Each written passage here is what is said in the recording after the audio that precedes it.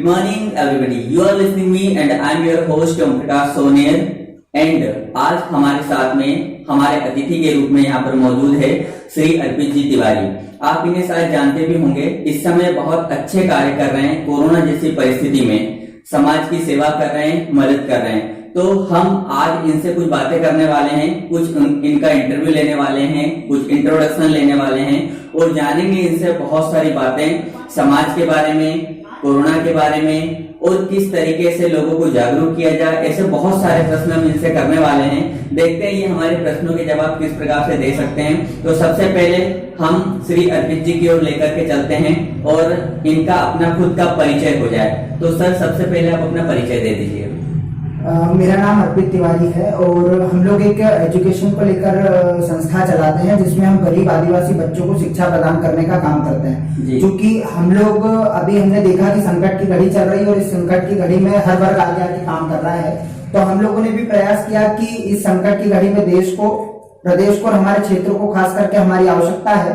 तो हम लोग आगे आए हैं और समाज के लिए लगातार काम कर रहे हैं। जी बहुत बढ़िया है सर। आपने कहा कि समाज को जो है, अब मेरा अगला प्रश्न ये है कि आप जैसे आगे आए हैं तो सर ऐसा है, चलो सिटियों की बात अलग होती है, लेकिन थोड़ा सा गांव लेवल पे ऐसा होता है कि लोग जागरूक नहीं होते हैं, ठीक है ना।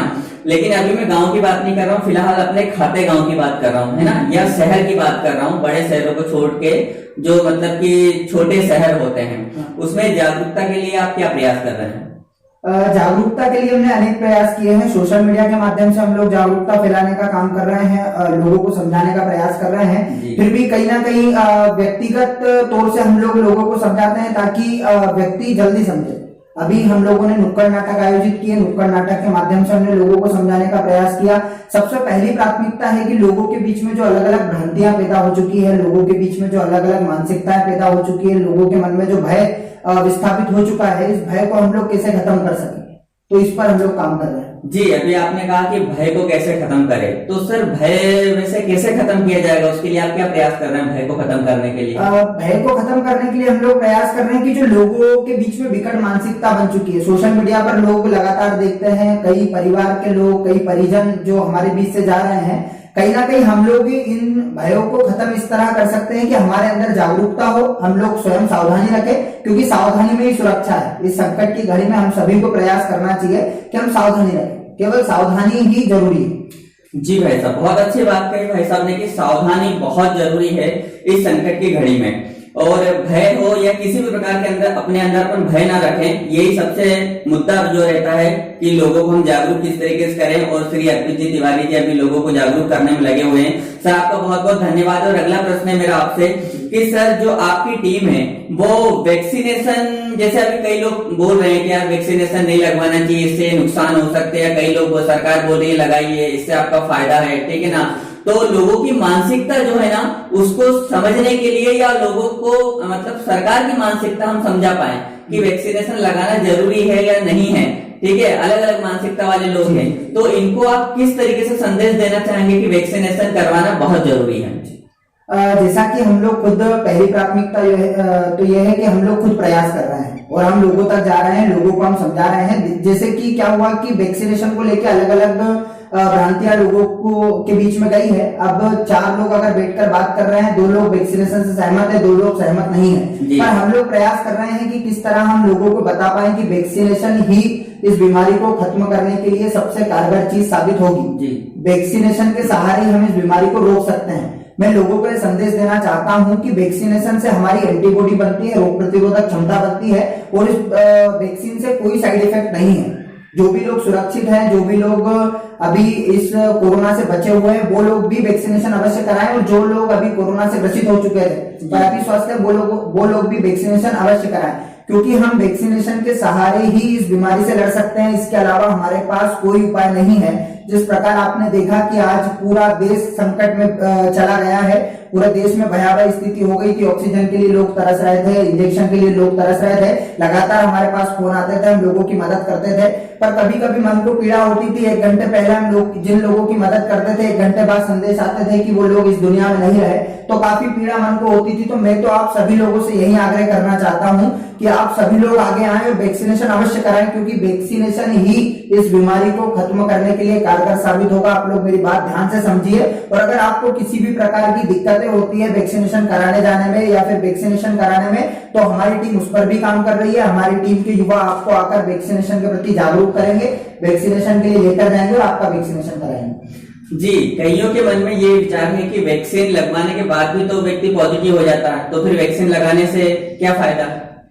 देखो, वैक्सीनेशन के बाद में अगर व्यक्ति कोरोना पॉजिटिव होता है तो उसके अंदर एंटीबॉडी बन चुकी होती है, रोग प्रतिरोधक क्षमता बढ़ चुकी होती है। उसको कोरोना अवश्य होता है पर वो उतने प्रभावी रूप से नहीं होता है जितना कि उसको वैक्सीनेशन के पहले होगा। उसके बाद में उसके बचने के चांसेस 90% तक चले जाते हैं। और अगर वैक्सीनेशन व्यक्ति ने नहीं कराया है और उसको अगर कोविड होता है तो उसके बचने के चांसेस 20 से 30% के आसपास होते हैं। पहली प्राथमिकता तो यह है कि आत्मनिर्भर व्यक्ति का आत्मविश्वास मजबूत हो, दृढ़ संकल्प हो। उसके बाद में वो अगर टीकाकरण कराकर गया है तो उसको कुछ नहीं होगा, ये 100% गारंटी मेरी है, वो स्वस्थ होकर अपने घर लौटेगा। जी, तो आदरणीय तिवारी जी का ये कहना है कि वैक्सीनेशन लगाते समय सबसे पहले अपनी आत्मनिर्भरता बढ़ाए, अर्थात यदि अपना खुद का दृढ़ संकल्प होगा कि भाई मुझे कुछ नहीं होगा, तो आपको कुछ नहीं होगा। क्योंकि कहते हैं ना कि यदि हमारे मन के विचार यदि स्ट्रांग होंगे तो हम कहीं से भी किसी भी स्थिति परिस्थिति रहेगी हम जीत जाएंगे। यदि हम पहले ही अपने मन में ये समझ लेंगे कि वैक्सीनेशन करवाने के बाद तो मुझे शायद कोरोना हो जाएगा, यदि हमारे विचार ऐसे होंगे तो रियली में होगा। और यदि हमारे विचार ऐसे होंगे कि नहीं, वैक्सीनेशन लगाने के बाद हम स्वस्थ होंगे और हमेशा स्वस्थ रहेंगे, इसलिए हमें लगाना चाहिए, औरों को भी जागरूक करना चाहिए, तो रियल में आप मानिए कि आप कभी भी अस्वस्थ नहीं होंगे। इसलिए मेरी भी ये सलाह है कि आप जाइए और वैक्सीनेशन जरूर कराइए। सर, अगला हमारा क्वेश्चन है कि अभी जो रेमडेसिविर जो चल रही है, इसमें सर बहुत सारी धांधली वगैरह चल रही है, तो इस स्थिति में आप क्या कहना चाहेंगे और आप किस तरीके से मदद करना चाहेंगे? जिस प्रकार अभी आप लोगों ने देखा होगा कि कुछ व्यापारियों के द्वारा, कुछ असामाजिक तत्वों के द्वारा, क्योंकि असामाजिक तत्व हर जगह होते हैं, कुछ असामाजिक तत्वों के द्वारा रेमडेसिविर की कालाबाजारी की गई थी, जिसके कारण संपूर्ण मध्य प्रदेश में रेमडेसिविर की भारी कमी देखने को मिली थी, जिसके कारण लोगों को 25,000, 30,000, 35,000 तक भी रेमडेसिविर खरीदने पड़े। पर ऐसी परिस्थिति में हमारा यही प्रयास था कि हम किस तरह लोगों की मदद कर सके, लोगों तक जो गवर्नमेंट ने रेट तय किया है उसमें हम रेमडेसिविर उपलब्ध करा सकें। तो इसको लेकर भी हमारी टीम ने लगातार काम किया और हमारी टीम को भी मैं धन्यवाद देना चाहता हूं। उनके सराहनीय काम की वजह से कुछ गरीब जरूरतमंद लोग जो थे उन लोगों को हम प्राइस जो गवर्नमेंट ने तय किया था उसमें रेमडेसिविर उपलब्ध करा पाए। और साथ साथ हम लोगों ने प्रयास किया कि किस तरह से हम इस कालाबाजारी पर भी काम कर सके। तो कुछ लोगों को हमने पकड़ाया भी है, कुछ लोगों को हमने ज्यादा रेट का लालच देकर बुलाया, उन लोगों को कानून के द्वारा सजा दिलाने के लिए आगे लेकर आए और उसके बाद में उन लोगों को गिरफ्तारी भी देनी पड़ी और उन्होंने बताया कि ये चीजें कहां से संचालित हो रही। सर, जब आप ऐसा काम कर रहे हैं कि लोगों को जैसे गिरफ्तार वगैरह करवाना, तो आपकी जान पे भी खतरा रहता ही होगा। देखो, जिसके सिर पे भगवान का हाथ होता है उसको किसी के हाथ की आवश्यकता नहीं होती है। और मेरे सिर पे, लोगों के सिर पे जितने बाल नहीं होते उतने सर पे मेरे लोगों की दुआओं के हाथ हैं। तो मेरा इस दुनिया में कोई कुछ नहीं बिगाड़ सकता। मेरी सबसे पहली प्राथमिकता यही है कि लोगों की मदद करें और जो लोगों की मदद करता है उसकी भगवान स्वयं रक्षा करता है। मुझे किसी रक्षक की आवश्यकता नहीं है। वो एक कहावत है, तुम रक्षक काहू को डरना। तो भगवान हनुमान, भगवान मां नर्मदा, जो भी इस देवता देवी देवता जो हैं वो सब मेरी रक्षा कर रहे हैं और हम तो लगातार प्रयास करेंगे। और मैं तो चाहता हूं कि ऐसे सभी लोग, असामाजिक तत्व लोग अंदर चले जाएं और इस देश से असामाजिक तत्वता ही खत्म हो जाए। सही बात है, सारे असामाजिक लोग यहाँ से चले जाए, जेल में चले जाए, कहीं भी चले जाए, तो इस तरीके से ये सारी समस्या की जड़ी खत्म हो जाएगी। और कहते हैं ना कि जाको राखे साईं मार सके न कोई, अर्थात जिसके ऊपर प्रभु परमात्मा का हाथ होता है उसका कोई कुछ नहीं कर सकता। तो सर, अगला हमारा आपसे जो क्वेश्चन है वो ये है कि चलो शहरों में तो ये बातें हो गई, लेकिन ये जागरूकता अभी गांव तक नहीं पहुंची हुई है, तो ग्रामीण क्षेत्रों में संक्रमण रोकने के लिए आपकी टीम क्या वर्क कर रही है? ग्रामीण क्षेत्रों में संक्रमण रोकने के लिए हमने जो MBBS, BHMS जो हमारे क्षेत्र के युवा बाहर रहकर पढ़ाई कर रहे हैं, वो पूर्ण रूप से तो डॉक्टर नहीं है पर वो वॉलेंटियर डॉक्टर है। और वॉलेंटियर डॉक्टर के माध्यम से भी हम बहुत सारी मदद लोगों तक पहुंचा सकते हैं। मेरे साथ लगभग 20 से 25 ऐसे युवा हैं जो डॉक्टरी लाइन में है, मेडिकल लाइन में है। हम उनको वीडियो कॉलिंग के माध्यम से परामर्श लोगों को उपलब्ध कराते हैं। अगर कंडीशन घर पे रहकर स्वस्थ होने की होती है तो हम लोग उन्हें घर पे रहकर इलाज कराते हैं। और अगर कंडीशन ज्यादा खराब होती है तो हम उनको सलाह देते हैं कि आप खातेगांव चले जाइए, कन्नौज चले जाइए, इंदौर चले जाइए, देवास चले जाइए। पर पहला हमारा प्रयास यही होता है कि हम लोगों को उनके स्वयं के घर में कोविड केयर रूपी जो सेंटर है उसमें हम उनको आइसोलेट करें। आइसोलेट करने के साथ साथ हम लोगों को प्रयास करें कि उन्हें पूरे गांव में संक्रमण फैलाने से बचाएं, क्योंकि क्या होता है कि ग्रामीण क्षेत्रों में कुछ मानसिकताएं अलग होती है। वहां लोग छुआछूत ऐसी चीजों पर ज्यादा विश्वास नहीं करते हैं। लोग किसी को है तो वो पूरे गांव में घूम रहा है, उपार्जन केंद्र पे जा रहा है, अलग अलग जगह जा रहा है, इसके कारण बीमारी प्रभावी रूप से गांव में फैली है। पर हम लोगों ने प्रयास किया और कई गांव में हम लोग सार्थक भी हो पाए, हम सफल भी हो पाए। हम लोगों ने कई लोगों को जागरूक किया। सर क्या आप 1-2 गांव का नाम बता सकते हो? सुलगांव, करोन, उसके बाद में हरणगांव, चंदपुरा, जो आदिवासी सेक्टर है वहां हम लोगों ने काम किया। कांकरिया में कुछ जगह मरीज ज्यादा निकले थे और वहां लोग शांत हुए थे, तो वहां के हमारे पास फोन कॉल्स आते हैं और हम लोगों की मदद करते हैं। जी बहुत बहुत बढ़िया। चलिए सर, अभी एक बात सामने आई थी सुनने के लिए कि अभी 2-3 दिन पहले ही ये रक्तदान वगैरह, ये मतलब क्या मामला है? गाड़ियां वगैरह खड़ी हुई थी और आपका नाम उसमें खूब चल रहा था, ठीक है, और मतलब वैसे काम ही बहुत अच्छा है, ये काम इस समय होना चाहिए और आपने किया। पहले तो आपने ये काम किया, इसके लिए मैं आपको धन्यवाद देता हूँ। लेकिन ये है क्या मामला? जी ऐसा है कि आपको भी विदित होगा और पूरे भारत को विदित है कि अभी वैक्सीनेशन होने वाला है और युवाओं को वैक्सीनेशन होने वाला है। युवाओं को वैक्सीनेशन होने के बाद युवा 68 दिन तक रक्तदान नहीं कर सकते हैं, जिससे अलग अलग जगह रक्त की भारी कमी देखने को मिल सकती है। हम सभी को पता है कि थैलेसीमिया, ब्लड कैंसर और अलग अलग ऐसी कई बीमारियां हैं जिनके पेशेंटों को हर हफ्ते, हर सप्ताह और हर महीने ब्लड की आवश्यकता लगती है। मेरे पास लगातार रोज रक्त के लिए फोन आते हैं और हम लोगों को रक्त दिलाते हैं। तो जो वैक्सीनेशन के लिए जो युवा रक्तदान के करने के इच्छुक थे, जिन्होंने रजिस्ट्रेशन वैक्सीनेशन के लिए करा दिया था, हम लोगों ने उन युवाओं से आग्रह किया कि आप रक्तदान कीजिए ताकि हम औरों की जान बचा पाए। और देखो, विरोध हर जगह होता है और विरोध शक्ति प्रदान करता है। जहां विरोध होता है वहां काम और अच्छे से होता है। जहां हमारा विरोध हुआ, हमने और प्राथमिकता से काम को अच्छे से किया। जहां हम 30 लोगों का रक्तदान कराने वाले थे, वहां हमने 50 लोगों का रक्तदान कराया। हमने ग्रामीण क्षेत्रों के युवाओं को आगे लेके आए जिन्होंने कभी रक्तदान नहीं किया था, उन युवाओं के माध्यम से हमने रक्तदान कराकर और देवास टीम को दिया है। और आज वही रक्त देवास में जो हमारे पेशेंट एडमिट है उन लोगों को काम आ रहा है और उन लोगों की जान बचाने में वो रक्त सहायक बन रहा है। सर जैसे फिर लोगों को आपने मनाया कैसे कि आपको रक्त देना है? लोगों को सबसे पहली प्राथमिकता से ये होती है कि जागरूकता हर चीज में जरूरी है और हमने लोगों को जागरूक किया। और जागरूक जो व्यक्ति होता है वो कोई चीजें नहीं सोचता है। हमने लोगों को डॉक्टर्स की सलाह पर, हमारी खुद की सलाह पर, क्योंकि मैं खुद भी रक्तदान करता हूं, मैंने खुद ने रक्तदान किया है और रक्त देने से हमारे अंदर की जो बीमारियां हैं वो चली जाती है और बहुत सारे हमको उसके फायदे भी, हमारा रक्त डबल गुणवत्ता के साथ बढ़ता है। तो हम लोगों ने लोगों को समझाया, खास करके युवाओं को समझाया और युवाओं ने रक्तदान किया।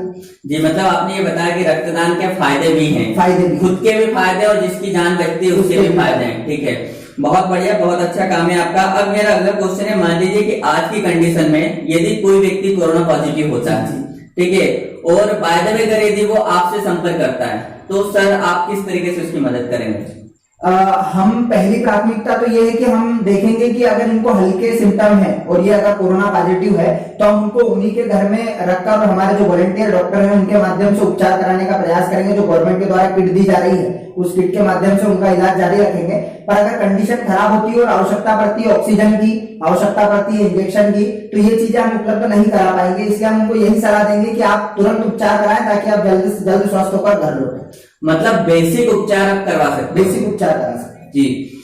अगला है भाई साहब, आपसे एक क्वेश्चन है मेरा, जैसे कि मान लीजिए किसी को मदद चाहिए, ठीक है ना, मान लो किसी के पास नंबर नहीं भी हो सकते हैं, तो ये वीडियो अधिकांश जगह पर वायरल होगा, तो आप अपना नंबर बोल दीजिए। मेरा नंबर है 6263774312। आप कभी भी एनी टाइम रात में 2 बजे, 3 बजे, 4 बजे, 5 बजे, क्योंकि अभी जब से कोरोना आया तब से मेरी नींद चली गई है और मैं बहुत कम सोता हूँ और सोते सोते भी नींद में बात कर लेता हूँ, लोगों की मदद करने का प्रयास करता हूँ। क्योंकि जब संकट में होते हैं तो नींद चैन सब उड़ जाते हैं, तो वैसे हमारे भी उड़े हुए, क्योंकि हमारा क्षेत्र के लोग अगर संकट में है तो हम भी संकट में हैं। इसलिए आप कभी भी एनी टाइम कॉल करें, मेरा नंबर सदैव चालू रहता है। जी सर, अब ये बताइए, आप काम तो बहुत अच्छा कर रहे हैं, लेकिन अपन कहते हैं ना कि कहीं ना कहीं से किसी न किसी चीज की प्रेरणा मिलती है, तो आपको इसकी प्रेरणा कहाँ से मिली? देखो सर, प्रेरणा की बात आती है तो प्रेरणा कुछ समय दे जाता है, क्योंकि समय की प्रेरणा सबसे बड़ी होती है। जब मुझे अंदर से मन में यहाँ उठ के आया कि हमें लोगों की मदद करना चाहिए, हमें लोगों के लिए प्रयास करना चाहिए, तो मैंने शिक्षा के लिए काम किया। जैसे जैसे आदमी बढ़ता जाता है, एक स्टेप पार करता है, दूसरी स्टेप पार करता है, तो आदमी की गति खुद आगे निकलती चली जाती है और आदमी खुद बिना कुछ सोचे समझे और आगे बढ़ता है। उसी प्रकार समय ने मुझे आगे बढ़ाया और समय के सहारे ही मैं आगे बढ़ता गया, और समय अगर साथ है तो हम सब कुछ कर सकते हैं। समय से आपको प्रेरणा मिली, लेकिन सर क्या आइडल भी आपका समय ही है, आदर्श भी आपका समय ही है? देखो, आदर्श की बात करो तो आदर्श कई होते हैं, और आदर्श में ऐसा है, मेरे कई गुरु, मेरे कई मित्र, मेरे कई लोगों, सबसे बड़े जो मेरे आदर्श है वो है जो गरीब आदिवासी बच्चे जो शिक्षा के लिए तड़प रहे थे, जो एजुकेशन के लिए वंचित थे, जिनके माता पिता दिन भर मजदूरी करके उनको शाम को खिलाते थे। सबसे बड़े आइडियल अगर मेरे लिए कोई है तो आदिवासी बच्चे हैं, जिनके दर्द ने मुझे प्रेरणा दी कि मुझे काम करना चाहिए। तो मेरा आइडियल वो गरीब आदिवासी बच्चे ही है। जी, बहुत अच्छी बात आपने कही। अब मेरा आगे आपसे क्वेश्चन है कि आगे आप क्या करना चाहते हैं लाइफ में? आप जो अभी जो काम कर रहे हो, सब जगह छा रहे हो, जैसे रक्तदान वगैरह करवाना या फिर और भी चीजें, लेकिन चलिए इससे पहले मैं क्वेश्चन और करता हूँ कि अभी आपका जो एजुकेशन पे भी कोई कार्य चल रहा था, ठीक है सर, वो थोड़ा सा क्या बताएंगे आप? एजुकेशन पे लेकर हम लोग ये काम कर रहे हैं कि आपको भी पता है और सभी को पता है कि गवर्नमेंट स्कूल में कहीं ना कहीं स्टाफ और व्यवस्थाओं की भारी कमी है, जिसके कारण गरीब आदिवासी बच्चा सही एजुकेशन प्राप्त नहीं कर पाता। जैसे कि बोलते हैं अगर मकान बनता है तो नींव मजबूत होना चाहिए, वैसे ही हम जो बेसिक चीजें हैं वो मजबूत करें और बेसिक चीजों को हम लोगों तक लेकर आए, और हम लोग काम करें जो जमीनी स्तर की एजुकेशन है, जो पहली से 8वीं कक्षा तक की होती है, तो उस पर हम लोग काम कर रहे हैं और गरीब आदिवासी बच्चों को पढ़ाने का काम कर रहे हैं। 200 के आसपास हमारे सेंटर हरदा जिले में, देवास जिले में, मंडला जिले में और बैतूल जिले में संचालित है, जो लगातार चालू है। अभी कोविड के कारण हमको बंद करना पड़ा क्योंकि कुछ मामले ऐसे हुए, वहां भी मेरे ऊपर FIR वगैरह हुई है, तो इस कारण हम लोगों ने अभी उनको संचालित नहीं किया, उसको बंद कर दिया। जी चलिए, भगवान आपकी जो भी हो मनोकामना जल्दी से पूरी हो। सर मेरा भी लास्ट क्वेश्चन आपके पास, और इस क्वेश्चन का जवाब शायद जो वीडियो देखते हैं वो सभी लोग सोचना भी चाहते होंगे, क्योंकि अक्सर जो कार्य करता है ना, मैंने देखा है, ऐसी मेरी भावना है, चलो सभी को छोड़िए, ये मेरी भावना है कि कोई व्यक्ति क्या करता है, पहले छोटे छोटे काम करता है, धीरे धीरे वो ऊपर आता है, फिर वो या तो फिर पार्षद का चुनाव लड़ लेता है, या अध्यक्ष का लड़ता है, या फिर हो सकता है बहुत बड़ा तो विधायक का भी लड़ ले। क्या आपकी भी ऐसे राजनीति में जाने की इच्छा है? देखो भैया, हर समाज से भी राजनेता नहीं होता, और हम लोग, हमारा काम ऐसा है कि हम राजनेताओं की सहायता से समाज सेवी बनकर लोगों के बीच काम करना चाहते हैं। क्योंकि आज जिस तरीके से भ्रष्टाचारी हर जगह फैली है, जिस तरीके से आज मारामारी हर जगह फैली है, लोग परेशान है, लोग संकट में है, तो ऐसी जगह नेताओं के माध्यम से, गवर्नमेंट अधिकारियों के माध्यम से हम लोगों तक कैसी मदद पहुंचा सकते हैं। सबसे पहली प्राथमिकता तो हमारी यह है। राजनीति में जाने का मेरा कोई विचार नहीं है, और राजनीति वो लोग करते हैं जिनको राजनीति करना है, और हम लोग समाज सेवी हैं, हम लोग समाज सेवा करना चाहते हैं। राजनीति केवल एक माध्यम है, अगर आवश्यकता पड़ी तो आने वाले समय में जाएंगे, पर अभी हमारा कोई प्लान नहीं है। अभी सिर्फ समाज सेवा ही एकमात्र हमारा लक्ष्य है। समाज सेवा के अंतर्गत, जैसे अभी आपने बताया कि अभी जो कोविड के अंतर्गत आपने रक्तदान वगैरह बहुत सारी चीजें करवाई, लेकिन इसके अतिरिक्त जैसे कोविड खत्म हो जाएगा, ठीक है ना, जब भी कोरोना भगवान करे जल्दी खत्म हो जाए, तो आगे भी आप समाज के लिए कुछ कार्य करना चाहेंगे या कुछ और करना चाहेंगे? समाज के लिए जो कार्य हमारे संचालित है वो लगातार चलते रहेंगे। अभी ये कोरोना हमको एक चीज सिखा कर गया है कि संकट की घड़ी में आगे जिस तरह आज हम आए हैं, तो हमको इसकी आने की आवश्यकता ही नहीं पड़ती अगर हम पहले से ही जागरूक रहते। तो हम लोग का प्रयास करेंगे कि जागरूकता सबसे ज्यादा जरूरी है। हम लोग जागरूकता पे काम करें, हम लोग लोगों को समझाने के लिए काम करें। हम ये प्रयास करें कि इस तरह की नौबत हमारे क्षेत्र में, हमारे देश में और हमारे प्रदेश में कभी नहीं आए। हम लोग शिक्षा पर कार्य करते थे, पर मेरा भी विचार है, मेरी टीम का भी पूरी का विचार है कि अब हम लोग स्वास्थ्य को भी ऐड करेंगे और लोगों को स्वास्थ्य के प्रति जागरूकता भी लेकर आएंगे। क्योंकि संक्रमण वाली बीमारी अगर एकदम अचानक से आती है तो लोग कम जागरूकता के कारण उसको फैला देते हैं। जिस तरह आपको पता होगा कि पिछली बार मार्च या फरवरी के माह में हमारे भारत में केवल 1 केस था और आज वो लाखों की संख्या में चला गया है, कई लोग को हम खो चुके हैं। तो ऐसी बीमारियों के कारण हमारे लोग हमारे बीच से ना जाए, इसको लेकर भी हम लोग काम करेंगे। जी सर, बहुत अच्छी जानकारी दी अभी में भाई साहब ने। अब हम सिर्फ अंत में श्री तिवारी जी से कहना चाहेंगे कि अंतिम आप क्या ऐसी कौन सी बात बताना चाहते हैं जो इस समय हमारे जो भी नागरिक है, बंधु भगिनी जो इस वीडियो को देख रहे हैं, वो उन तक ये मैसेज जाए कि इस समय में वो किस तरीके से रहें? इस समय ये जो चल रहा है, इस समय सावधानी में ही सुरक्षा है। सबसे पहला मेरा संदेश है कि आप सभी लोग वैक्सीनेशन अवश्य कराएं। दूसरा संदेश है कि अभी अपने परिवार के साथ रहें। और तीसरा संदेश है कि इस वक्त लोगों को प्रेम की और करुणा की बहुत आवश्यकता है। आप लोग अपने घर में रहकर भी प्रयास करें कि किस तरह हम लोगों का हौसला बढ़ा सकते हैं, लोगों को मजबूती प्रदान कर सकते हैं, लोगों के साथ मिलकर काम कर सकते हैं। आपका छोटा सा दिया हुआ हौसला लोगों के लिए बहुत बड़ा काम कर सकता है। तो आप सभी लोग अगर घर में भी है तो भी आपसे मैं यही निवेदन करूंगा कि आप लोग जो पीड़ित हैं, जो पीड़ित परिवार हैं, उन लोगों की मदद करें। केवल सहानुभूति और संवेदनाएं अभी इस समय बहुत बड़ा काम कर रही है, और आप सभी के प्रति सहानुभूति रखें, सभी के प्रति संवेदनाएं रखें। जी, हमारे छोटे से आग्रह पर एमबी इंस्टीट्यूट खातेगांव से आप जुड़े, इसलिए एमबी इंस्टीट्यूट खातेगांव आपको बहुत बहुत धन्यवाद करता है, आपका बहुत बहुत आभारी है। और हम सभी से निवेदन करना चाहेंगे कि जो जो भी बातें आपको बताई गई है उसको अपने जहन में, अपने दिमाग में उतारे और जितनी हो सके लोगों की मदद करें, वैक्सीनेशन करवाए और एक दूसरे की मदद करें। अब हमें दीजिए इजाजत। जय हिंद, जय भारत, वंदे मातरम।